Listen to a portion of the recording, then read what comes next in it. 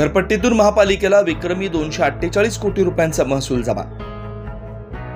आर्थिक वर्ष संपण्यास आता जेमतेम 2 ते 3 दिवस बाकी असताना घरपट्टीतून महापालिकेला विक्रमी 248 कोटींचा महसूल मिळाल्यानं चालू आर्थिक वर्षाची उद्दिष्टपूर्ती झाली आहे। मागील वर्षीच्या तुलनेत यंदा घरपट्टीच्या महसुलात तब्बल 52 कोटींची घसघशीत वाढ झाली आहे। याउलट पाणीपट्टी वसुलीची स्थिती असून गतवर्षीच्या तुलनेत पाणीपट्टी वसुलीत 6 कोटींची घट झाली आहे। जीएसटी पोटी शासनाकडून मिळणाऱ्या अनुदानात खालोखाल घरपट्टी व पाणीपट्टीतून मिळणारा महसूल पालिकेच्या उत्पन्नाचा प्रमुख स्रोत आहे।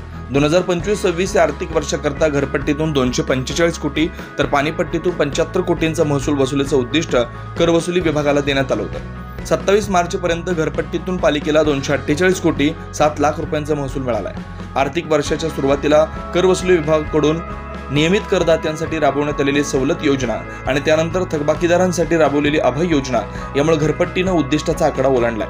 2023-24 मध्ये 27 मार्च पर्यंत 195 कोटी 75 लाखांची घरपट्टी वसूल झाली होती। यंदा याच तारखेपर्यंत 52 कोटी 32 लाख रुपयांचा अधिक कर जमा झालाय। येत्या 4 दिवसात आणखी 4 ते 5 कोटींचा महसूल घरपट्टीतून मिळण्याची शक्यता आहे। 9 न्यूज महाराष्ट्र ब्युरो, नाशिक।